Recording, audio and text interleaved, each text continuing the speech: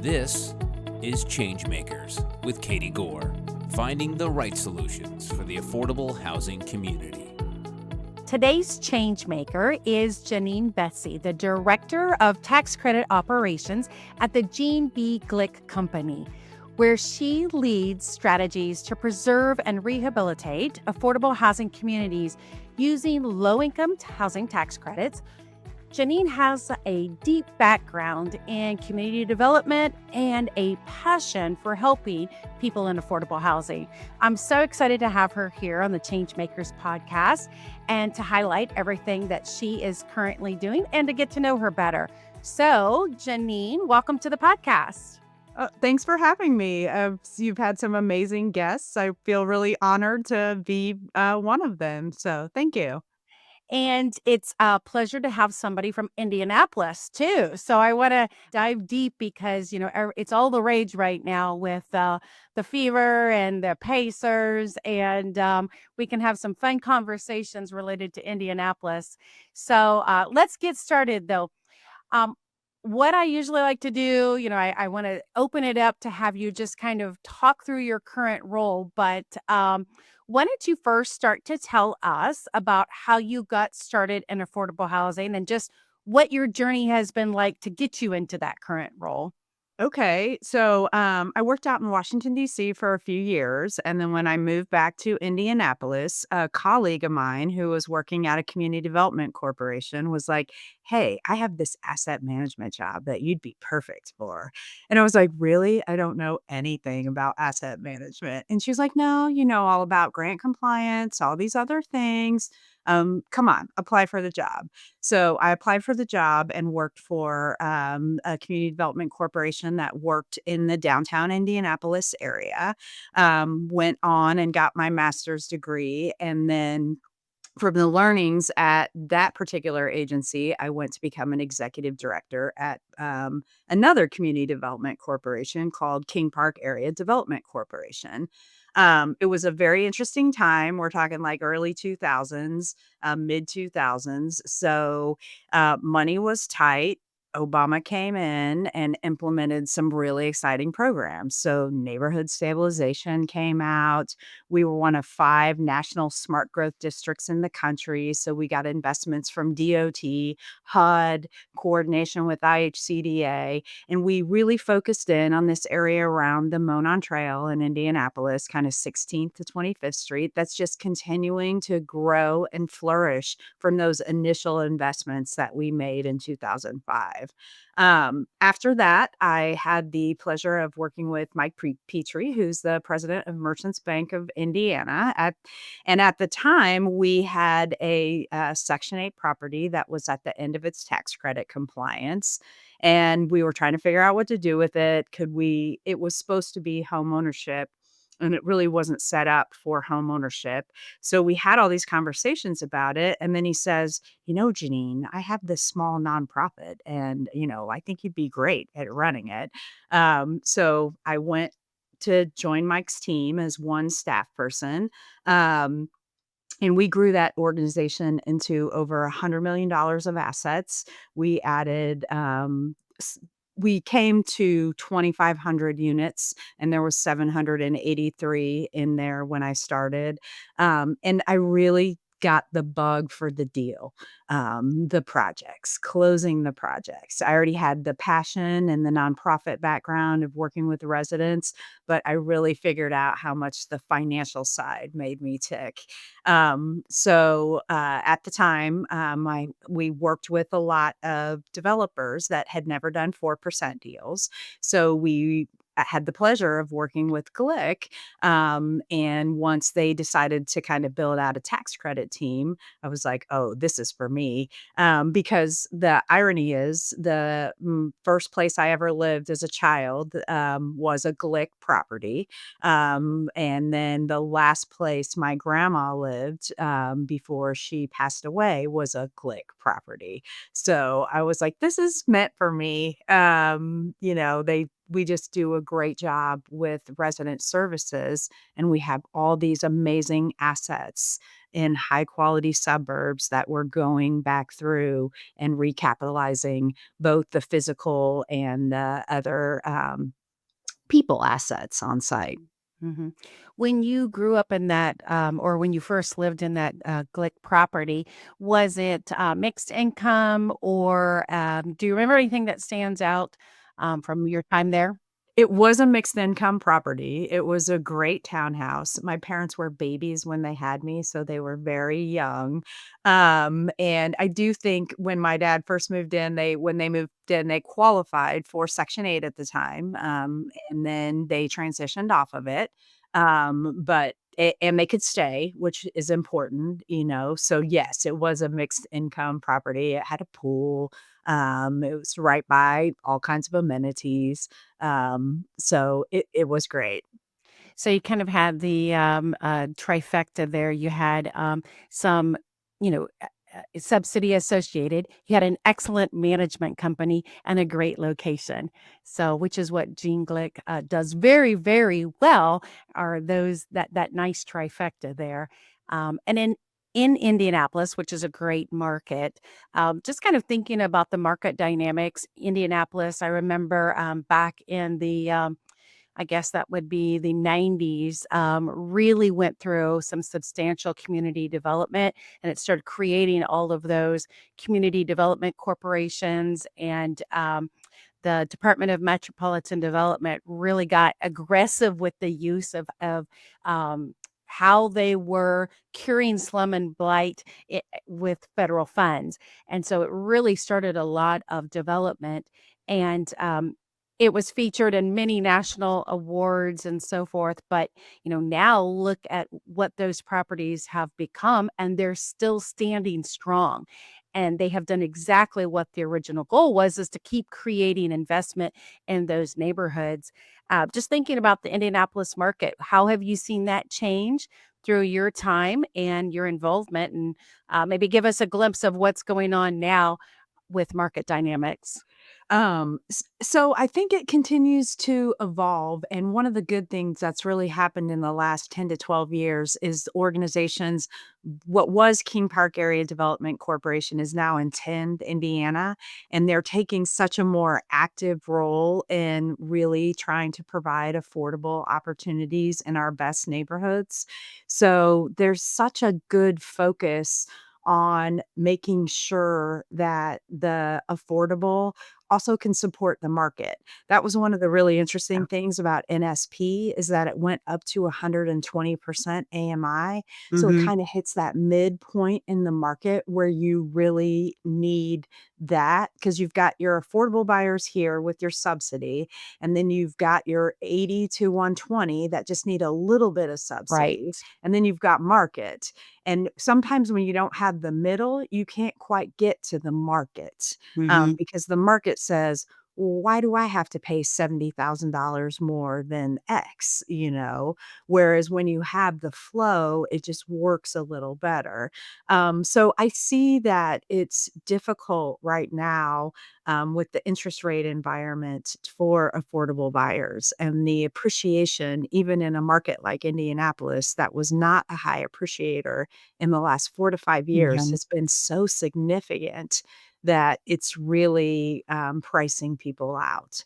Mhm. Um, and then it becomes this, spiral effect, because you have these 80 to 120% renters in naturally occurring affordable rentals, trying to save, trying to get ready for that house, Mhm. and there's not space for that lower income person that needs to be in that unit. Right. So it creates this whole stranglehold in the housing market, and I really see that it's getting, more intense here, just because of all those factors. Yeah.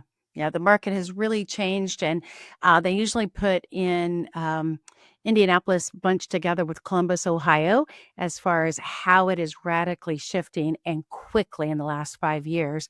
So, that pinch on buyers, that pinch on affordable renters is really being exaggerated right now, which I guess folds nicely into what you guys are doing as far as your development and your rehab projects. So, to try to get in front of that tide a little bit, um, Glick is in what, 13 states. Mhm. Why don't you tell us what you guys are doing and give us some overview of those projects you're working on. Okay. So what we're doing is we're really looking back through our portfolio and saying, we've taken incredibly good care of our properties. They're older than 40 years. Kitchen Hmm. cabinets get tired, furnaces need replaced, and those have been replaced ongoing wise. But in terms of how do we really give a fresh update for our residents and our properties? So we work with a company called CRG Residential on a rapid rehab model. It's fantastic. We are going in, we're doing all new kitchens, new baths. We're putting in solid surface countertops like you're seeing in your Nice. nice suburban partner apartments. We're enhancing on-site amenities, building dog parks. This year we implemented, like, we're doing a package of what do the residents really want? We have all these common areas. Do we need new tables? Do we need new Hmm. couches? Do we want to outfit a craft room? So we're trying to also be responsive that now we have these new magical spaces. How do we enhance some of them? But we're also taking care of, you know, electrical panels. We're modernizing elevators that haven't been modernized in Hmm. 50 years. We've taken incredibly good care of what we have, but that only gets us so far. And as part of the process, what happens when we're working on the physical rehab, we're really revisiting our services and what we're doing for residents and saying, okay, as we just have a phenomenal resident services department, and we've been really focused on family and senior services. And so we have this model where we're focusing on the 10 dimensions of self sufficiency, with housing stability being the most important, food security second, utilities on, and kind of working down that list with residents in one on one and group situations. So we're refreshing the physical assets at the same time that we're enhancing the service assets. So it's a really special time. Hmm. It's hard, rehabbing 204 units in less than 6 months is a big Wow. haul. But the other thing that we do is I always call it like a special team, like that would come on the field at the football game. We have a special region that when your property's under construction, you're under the special team. So that regional property manager supports the site, has their own associates, helps with the first year Oh, certifications, okay. the teaching of the tax credit, because Yep. most of our properties have only been Section 8.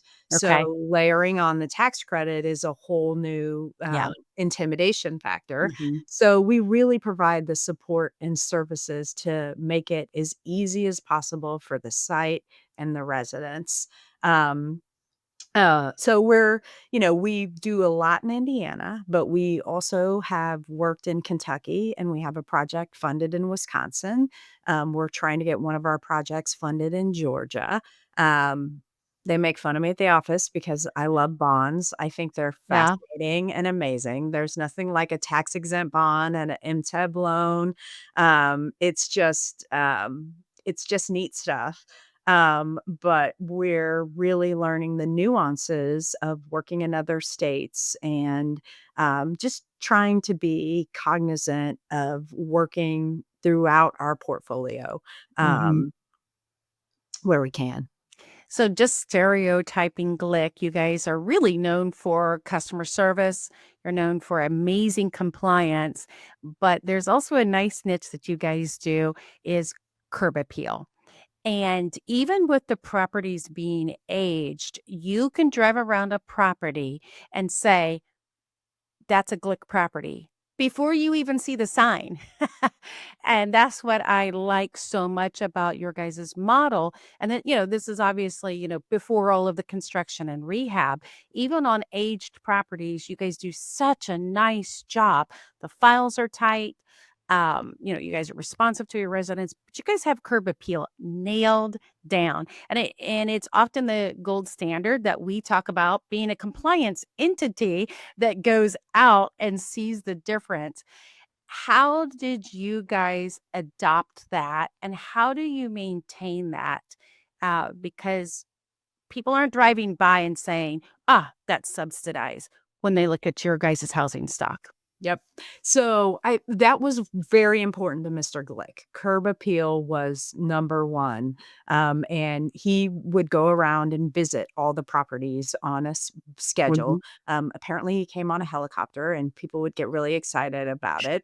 I never got to see that, but so it was always a very important to Gene and the company today that the properties don't look affordable, that you can't tell the difference. And I've had a colleague who told me that, when he first started, he was driven around and just like you said, "This is the gold standard. If you Mhm. want a property, and it's gonna be affordable, it needs to look like this." And we do have a number of affordable properties that have pools and other amenities that you typically see in market rate Okay. developments, and we maintain those. Um, we do just make sure that that curb appeal is good. I will say on some of our rehabs, we've actually been like, wow, we've really planted too many trees. We're going to have to go back and take out, 10 of these 80 trees Yeah. because the maintenance people say the grass doesn't grow. Yeah. But Those are lessons learned though. So, when all the leaves are falling, you're like, "Wow, this is a mess." And those are the things we budget for every year. When Mhm. when bushes are out of control, they'll have like, okay, we'll fix this building this year. We'll do this building next year. But it is just an ongoing budgetary requirement that we maintain and enhance that landscaping. Yeah. Because we don't call them apartments. We call them apartment homes. We don't call them units. We call them residents. That for so many people, they that live in rentals, myself included, you're bringing home your children to these homes, and we want them to be the best homes that they can be, Mhm. because some people may never own a home, Mhm. and some people might, but it needs to be a positive interim experience, because that's how people thrive. Mhm. Speaking of how people thrive, I want you, if you're able to, give an overview of Mr. Glick himself, because I think sometimes we forget about the legacy. We look at like the end product of what he created and what he did for the community and everything he built, but then we forget that his early ramp into the business and the kind of person he was. So can you, for, those who don't know, can you give some of that story to us for more context? Sure. So he originally started as a home builder because he wanted World War II veterans to have homes to come to. So him and his wife started out by building homes. And then they determined along the route, and it probably was when Section 8 came out and some other tools to develop apartments back in the day. So then they decided to move more into the multifamily realm, and he built a succinct team that worked on construction management and the compliance side. Kathy Overby, who was there for many, many years, started off in an accounting role and was the vice president of development when she left. Jim Besessi worked there till he was 80. He was head of construction, and they just really would figure out what worked well and duplicate it, you know? So you look at, many of our, properties and they look similar, you know, because that was what worked. You needed some flats, you needed some townhouses, and, you know, they just would refine it over and over again. The other thing was, Mr. Glick is known for being incredibly generous, to both the wider Indianapolis and related community, as well as to his employees. So they really prioritize family benefits that are good for people. And they just really had a caring environment. Mhm. So, you know, I think the other thing that I see is there was a lot of promotion from within and empowerment of the existing employees. And you see with the next generation at the helm that same care and concern and really the modeling of those family Yeah. values. Let's talk about the Glick Housing Foundation because that's also something very unique for what you guys are doing. Can you give us a couple of ideas of the imprint or how some of those projects roll out? Yes. So anything that is purchased at this point by the company is all for the Glick Housing Foundation to build up long-term assets for the foundation. And when properties are purchased that don't have a service coordinator, the Mhm. Housing Foundation commits to funding either a part-time or a full-time service coordinator on site. So we've been focused on preserving Section 8 properties that are for sale, as well as other kind of naturally occurring, affordable properties, Mhm. also tax credit properties that are at the end of their compliance period. So we're focused on preserving what is going out to the market, bringing it into the portfolio. Sometimes it is slated for a tax credit rehab, Yeah. sometimes it's not. And then, you know, we once it's purchased, there's a internal reserve that is used to immediately make you know, if it doesn't have a playground and it's a family property or the playground's tired, those are the first improvements we make. What can we do to show people that we care and Mhm. we want to enhance their physical assets? And Mhm. then, you know, some other might be used on deferred maintenance or other items that came up during inspection. But the goal is to immediately just stabilize the properties if they weren't, you know, some of them were stable when we bought them, and that's not the case. But Mhm. other times we're just trying to stabilize and let the residents know we care, and then just start working with the residents on what they need. Mhm. Um, the Housing Foundation has been very aggressive in the last few years in, purchasing these new properties, and we've, just have some really nice assets that have come online for the Mhm. Housing Foundation. Is there a project that you're particularly proud of or that you wanna share? Are you allowed to have a favorite that, maybe it was because of a deal, that you did that you didn't think was gonna happen? Something like that you can share with us? Well, I will say yes. So one of the properties that we did rehab was in Flint, Michigan. And it was our first project with Mishta. Right. And it was a Section 8 conversion to you know, tax credit.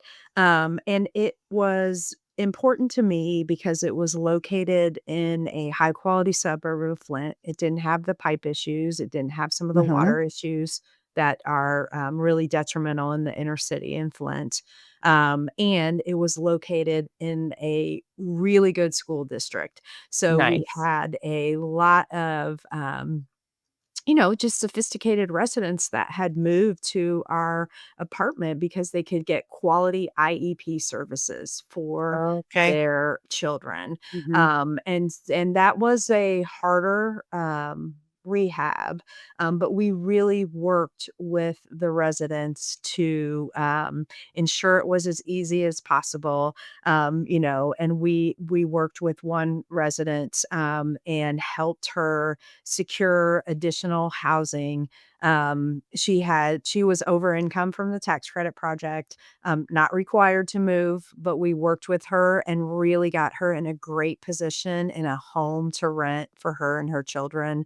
It was just pretty special, Mhm. because she was so adamant, like, this is my school. I need to be here, and I think sometimes there's not a real understanding of who actually is a low to moderate income renter Mhm. and what they are. And there's very many hardworking folks out there that are making a way for their family and are very sophisticated and they're moving to the best places for their families.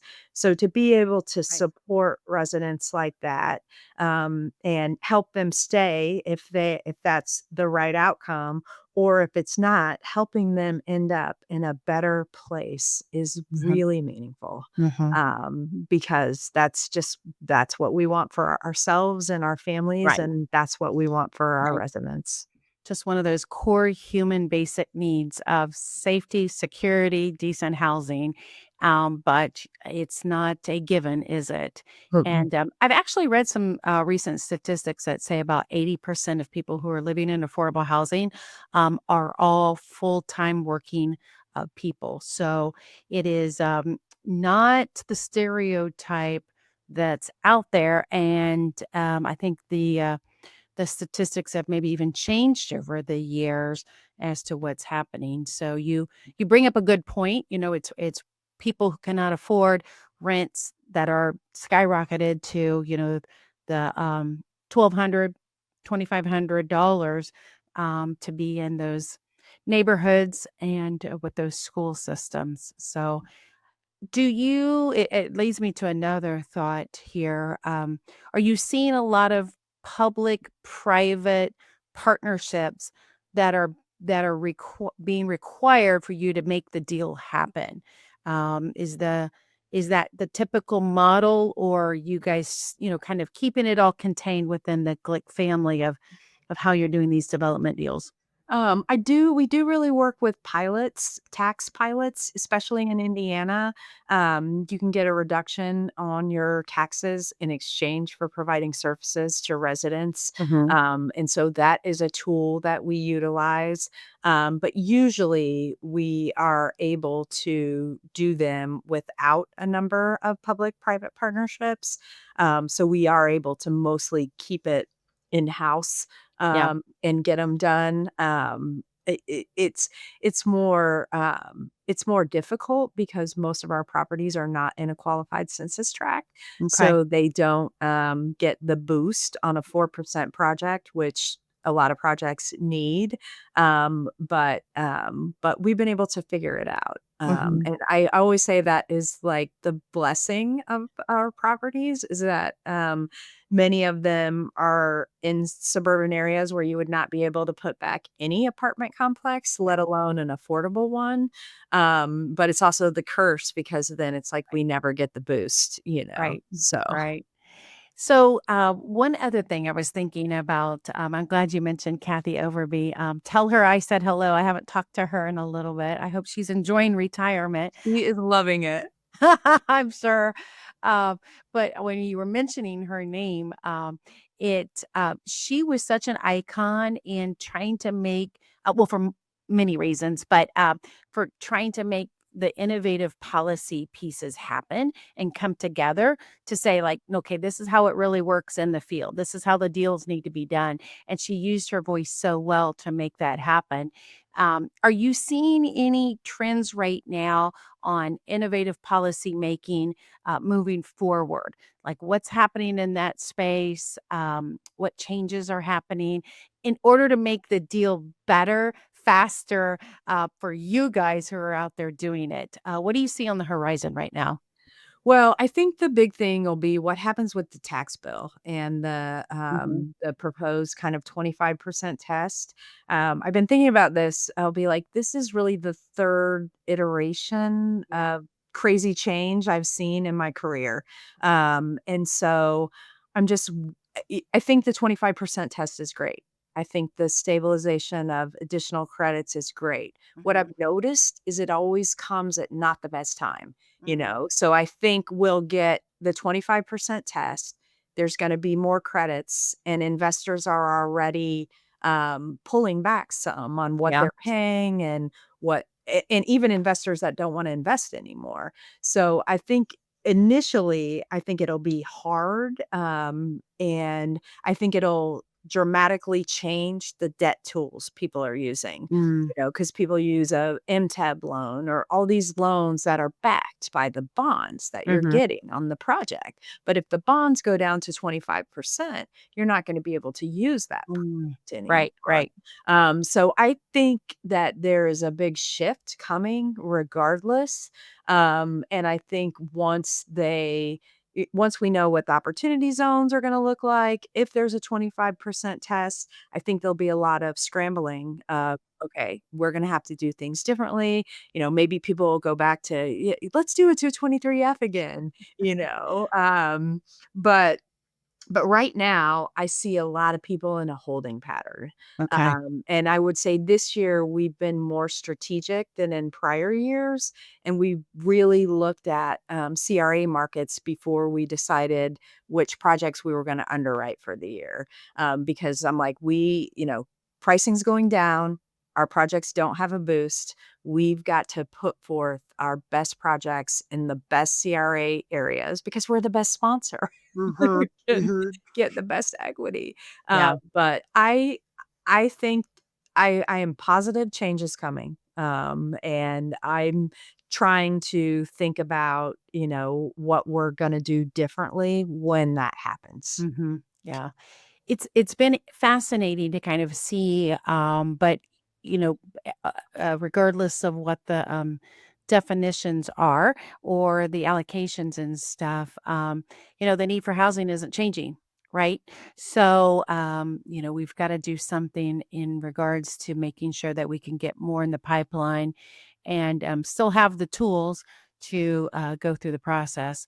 So, I wanna switch back and go back to something we were talking about earlier. You mentioned that you were president of Merchants Affordable Housing Corporation, and we touched a little bit about some of those assets, and the circular loop here is, as I'm thinking out loud, is when you look at that type of a housing corporation um, that you were in there, is there still a need for more of those types of affordable housing corporations? Or, I'm thinking about, like, the tool by which this happens, Yep. right? Um, any commentary there? Absolutely. That was actually very intentional. Mike Petrie and I were looking around the country. One, Indianapolis has a small number of CDFIs Mhm. compared to cities of our size. Secondarily, we didn't have a bridge housing, a Okay. Mercy Right. housing, Right. one of a really large nonprofit developer Yep. with a balance sheet. So we set out to build that Mhm. because we just didn't have any. So and the idea was always that we wanted other people to also do that. So, Right. like, Intend Indiana really built up its CDFI and Yeah. is doing both homeownership and some developer lending. But I personally believe there's room for more of that in the market. And you do see around the state of Indiana some other organizations that are growing like that, but it keeps Indiana and Indianapolis from being competitive because we don't have those kind of Right. supercharged entities. Yeah. And we need more of them if we really want to tackle the lack of affordable units. Mhm. Mhm. Exactly, and I think that the appetite in the market and everything's there, so it's like the platform's there, it's just, we need some launching, don't we? We do. And I think the other thing is just really, like, no one knows what the resources are gonna be, Is home gonna be there? Is CDBG gonna be there? And those switches have gone on and off for many, many Yeah. years. Yep. So it's not anything new, but there's a greater sense of uncertainty, and there were so many amazing resources, the ARPA funds, NSP was an amazing tool, so it's, whether opportunity zones or something else can be capitalized on like that, will really tell if we can increase production. Yeah. I mean, you kind of even go through the cycles. I call them the acronym soup or the alphabet soup. You'll have NSP1, NSP2, and then you've got everybody's got all the acronyms. But we'll work within the framework and get it spent doing the right things, won't we? Absolutely, and that's what I tell the young developers. I'm just like, "Always be ready. You Yeah. never know what's coming." Something could come from the state, Yeah. Yes. there all kinds of things. You always gotta have things ready to go because Yep. something's always around the bend. Yep. I want to do a shout out to a couple of awards that you've gotten, and I'm going to look up my list here. But you have been mentioned on the Indianapolis Business Journal's 40 Under 40. You have also been mentioned in the Indy Star Women to Watch categories. You've won national awards and state awards for your leadership style. Tell us not just, I mean, an award is great, but it's capturing who you are and what you're doing. So tell us, like, what does what does kind of like working in this industry, what does it do for you? Like, why are you doing it? The deals are hard. There's never enough funding. But why are you doing it? To me, housing is literally the most important thing that we can do for people. You see people in crisis and they cannot stabilize if they don't have a home. And you see children in crisis and they cannot learn and grow if they're not home, there's definitely other factors that play into that, but, I grew up in apartments. I brought home my children to apartments, and, I mean, weirdly, I probably know all the apartments in Indianapolis and their old names, so I'll be like, "Oh, you mean Nora Pines? Oh, yeah, that's, something on the Monon now, or North Side on the Trail," or whatever it is. But you watch all these iterations of the apartments, and you just want them to be what they were to me or to the friends I grew up with. My friends in high school that got to go to North Central because they could live in affordable apartments. So I do it because I just grew up in apartments. Homeownership was really we only lived in a house once. We rented some houses, and I am fortunate to live in a house today, but, it just never seemed like it was attainable. So I just want the apartment experience, especially for affordable, and moderate income renters to be as good as it is for market rate renters. When you come home and you have the same solid surface countertop as that $2,500 apartment, it teaches you that you have the same value as everybody else. And when you don't feel like you have value, it translates into everything you do and you are. I've always just wanted people to feel like they have value. One of the ways I see this most obvious is when you look at how people do their laundry in their apartments. And when you talk about value and lifestyle, it is that is to me is always symbolic to say, how are you doing daily life in an apartment? And so many affordable housing communities haven't had individual laundry hookup.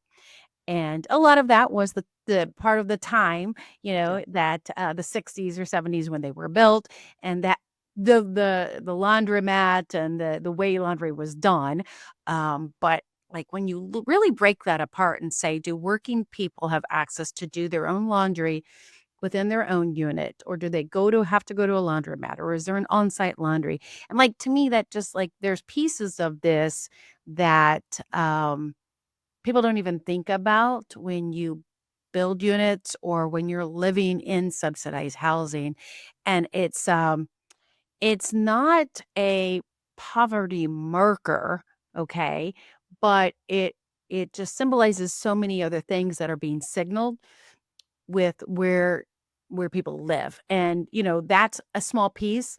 You've got access to healthcare, you've got access to schools. But when you put them all together, what are apartments doing? Are they enhancing their lives so they can move up, Yeah. or are they keeping them in different cycles? So, what I like about what Glick does so well is you guys look at that comprehensive continuum, and you're not just saying, hey, here's your rent and this is when it's due. This is when it's due. You guys really look at that comprehensive continuum. How Speak to some of that because it's something different than what a lot of other companies do. Yes. No, we really do. It's kind of the thing of when you work with somebody like that, when you're a property manager on site, you literally see people on their best and their worst days, Mhm. because they live there, they're coming to you, they know you, they bring you successes, they bring you challenges. And like when you started it out and you talked about customer service being a high priority, it really means something to Glick how the team interacts with the humans, Mhm. with our residents, and treating them with care and concern on their best and their worst days. Yeah. Because so many when you're not doing that, just to your point, you're just reinforcing the cycles. Right. And that is never anything I want to be a part of. Mhm. I do Mhm. not want to reinforce systemic barriers. And so we work really hard to break down those systemic barriers. Mhm. And just they are so intentional about the programs. We have a partnership with Green Gleaners. They bring food boxes on site. When we're doing our rehabs, we know not everybody has transportation for the 3 days they might need to stay at a hotel, so we help them get there. We help them pack up. It's not a shame game of, "Oh, you have all this stuff." It's, "How do we help you get ready for this enhancement to Mhm. your, properties?" Um, Now I lost my train of thought. No, I mean, I like to highlight what you guys do because it really is it's more than the bricks and sticks, as they say. It is, it is. I mean, services are a core competency and component of every property, whether they have a on-site coordinator or not. And we've been working to pilot some other items where if we don't have a HUD-funded service coordinator, it's not a foundation project, or the property has less of a need based on the residents that live there, we're Mhm. still trying to figure out how we can get more services on site, Mhm. because it's the most important thing we can do. Mhm. Well, Janine, I appreciate you taking the time. Why don't you close us out here and give us some encouragement to just keep pushing forward? Okay, I would say everything happens in a cycle, and if the cycle is bad, I can assure you there are enough smart people out there that are gonna figure out how to make it work. I've seen that over and over in my career. There's so many smart, talented people that work in this field, and don't despair because something is around the bend that will help it get better. Mhm. And, we've seen that with a lot of different programs where, people have surged, nonprofits have surged, the financing ends up coming in at the last minute. So it's part of all of our resilience stories, isn't it? It is, and affordable housing is definitely resilient. That's exactly right. Well, Janine, thank you so much for joining us. It's been a pleasure to host you and hear everything that Glick is doing and what the Indianapolis market is doing. So thank you very much. It was my pleasure. Thanks for having me, Katie. Thanks for listening to Changemakers with Katie Goar. To find out more about Katie, go to quadel.com. That's QUADEL.com. This has been a production of Forbes Books Radio.